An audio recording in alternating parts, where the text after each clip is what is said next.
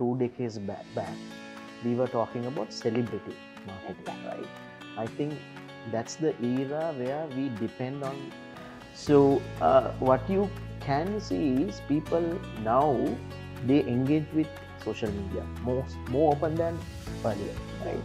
Is it good? Is it bad? So what's your take on it? By 2026, they call it influencer. Total influencer marketing category is about 9.2 billion. That's massive. That's massive. 9.2 billion.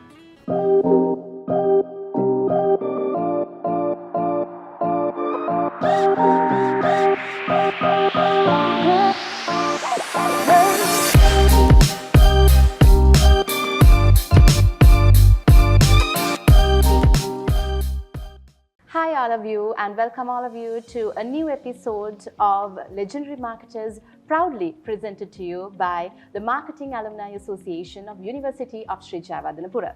So today we are going to talk about influencer marketing, and to talk about that we have the ideal person here with us as the guest, Dr.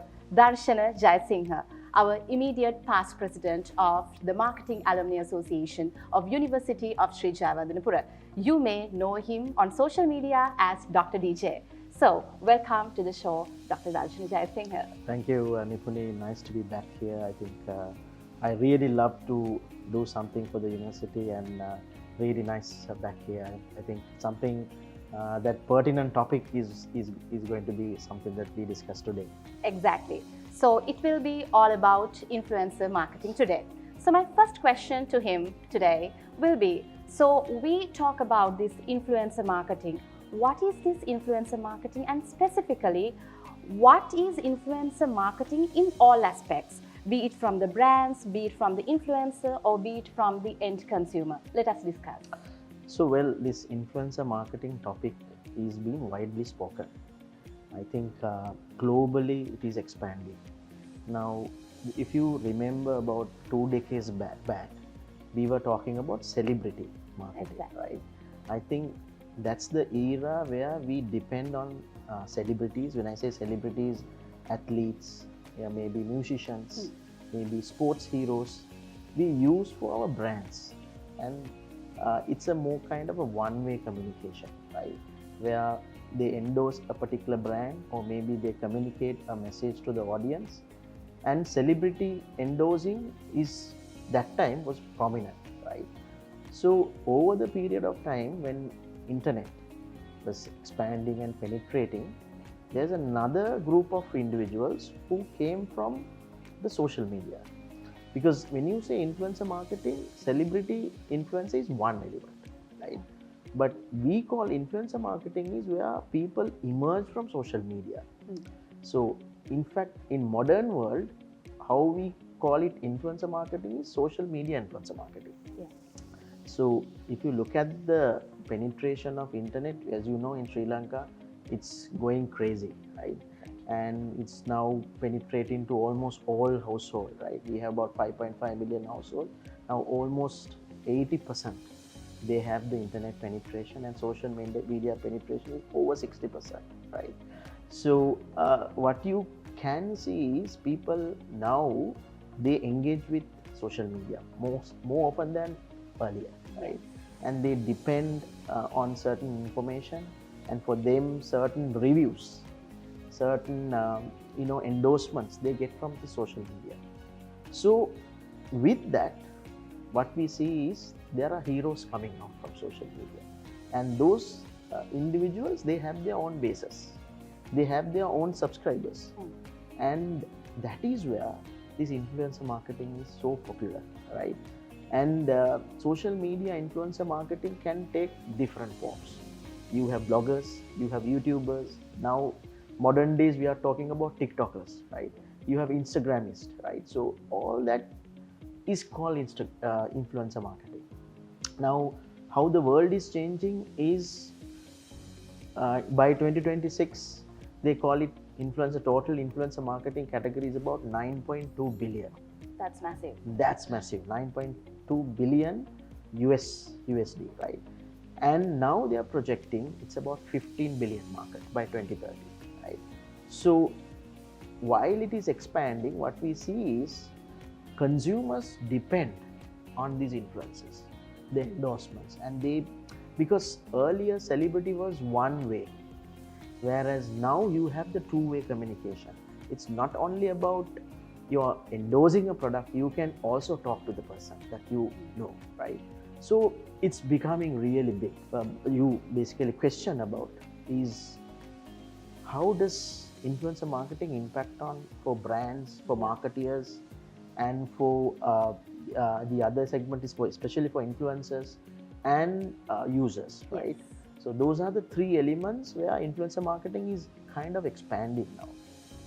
So brand marketeers, obviously the question from the board is whether the investment is giving the right return for the business, ROI, right? Yes. And also the metrics that being governed are the real metrics when you select an influencer, right? The other question from the user side is because it's expanding, right? Whether users can now depend on influencers' endorsements. The Because reliability factor. Okay. Because some influencers have been sponsored to do content, some influencers are genuinely doing content. So that's a question mark the social media users they have. The other thing is from the influencer perspective, we see Gen Zs, all they want to do content. Yes. They want to, they find different topics and they want to be tomorrow, they want to be a YouTuber, they want to be a TikToker, right? Yes. So that's the kind of a dilemma right now we are in. Exactly. I think now, as you correctly said, influencer marketing is growing at a very rapid pace. So when it comes to this, is it good? Is it bad? So what's your take on it? Well, when it was started, influencer marketing, it's purely based on the reliability. It is something that we all, if you look at the celebrity, now we call it celebrity worship, people, consumers, they depend on their attractiveness. Now, a celebrity, they have to have the attractiveness, trustworthy, they need to be that kind of personalities. But when it comes to influencer marketing, you don't need to be an attractive person. You don't need to be a trustworthy person, but you need to be a person who can deliver content which is impact for the consumer. That's the most important thing in influencer marketing. And recently China introduced for you to be an influencer, you need to have a degree. Okay. Right? Okay. Because it's expanding and there are so much of uncontrollable things happening in worldwide, because the content that you generate, sometimes it might impact to a certain society, certain spectrum of consumers right now. That's why there needs to be some sort of regulation for influencer marketing. That's why, I mean, if you take countries like USA, if you take countries like China, Taiwan, consumers heavily depend on influencer marketing. But if you take Asian countries like Sri Lanka, India, still yet to grow, right? The recent the research which was conducted by Epidem, one of the key highlight came out from that research was that 20% of the consumers are consumers. When I say consumers, our social users, they depend on influencer decisions, influencer endorsements, right?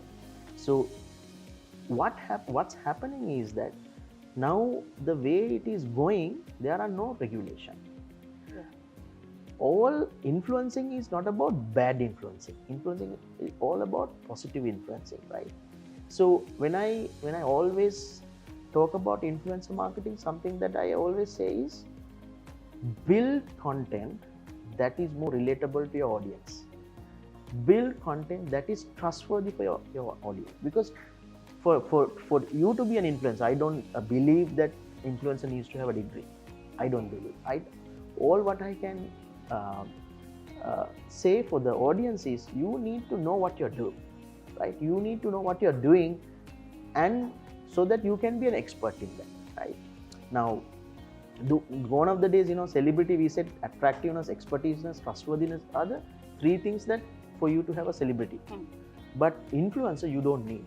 You just need to build reliable content which is trustworthy for your audience, right? what's happening right now in Sri Lanka, especially, certain influencers, they do bad influencing.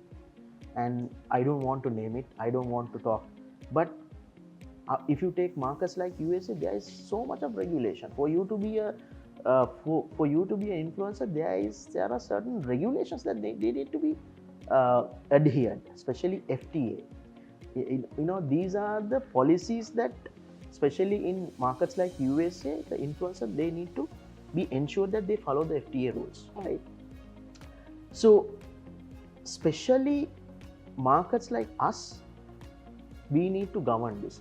I think it's important, high time that government also involved and have these regulations and look at the modern markets like USA and China and see how best they can govern this so that the bad influencing can be mitigated. Because what happens is that the way it is being translated, sometimes it's going over the line. It's going over the line. Beyond all control. Beyond. I think sometimes, especially for the purpose of getting subscribers, they do this bad influencing. Especially, these are very malpractices, I would say. Sometimes the language that they use, sometimes the way it is being portrayed, sometimes the kind of content that they generate is really scary. So I think definitely this is a fantastic area for every potential influencer to be a potential TikToker to be coming in, but they need to know their limits. Exactly. So let me give you my third question as well. We'll take this as a continuation of the second question itself. So you talked about influencer marketing in other countries. So what is the difference you see in between what you see in Sri Lanka and that in other countries? I think if you take markets like USA, when they do brands, when they do partnership with a brand, brands are very careful, right? Especially for us, it's very tactical, right? Developed markets, how they look at influencers are for a long term. And what I would say is, if you're a marketer, don't just depend on one influencer and for a one-off activity.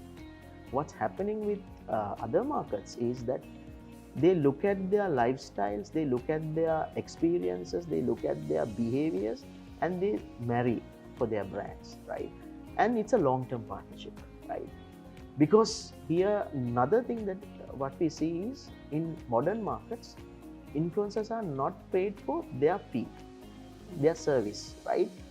They pay for the conversions.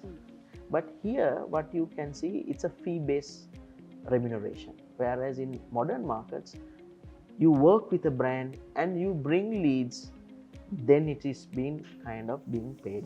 So that's the difference. And the other thing is, even social users, they know that this content is sponsored or not, because it's a requirement that they need to declare when they do that, right? But here in our market, still it's actually in very introductory stage, where influencers sometimes they indicate it's a sponsored content or not, but majority what we have seen is they have actually not indicated. So overall, if you take markets like USA and some of the markets like Brazil, Europe, they are at a different level. China, Tokyo, they are at a growing stage, right? But they are regulation-wise, government involved, and they have a proper regulation. But when it comes to Asian markets, still it's infancy stage, and there is no much regulation to govern this area. So that's the difference that I see. That's why I keep saying this is an area. Definitely, it's an opportunity for marketers, opportunity for influencers, opportunity for the even for the government to kind of have proper regulations and to control this, because it's an emerging area for us. Exactly. So as the final question of the day, so I'm sure that there are a lot of young students out there who aspire to become influencers. So Dr. Darshana Jayasinghe, what's your last message for those aspiring influencers? Well, my simple advice for you is to be a good content creator, you need to know the topics that you can talk about, right? I mean, regardless you want to be a YouTuber or a TikTok or Instagram, you just need to know the area that you want to specialize. I mean, it doesn't have to be one area that you need to specialize. You can take one or two, three areas and build content, right?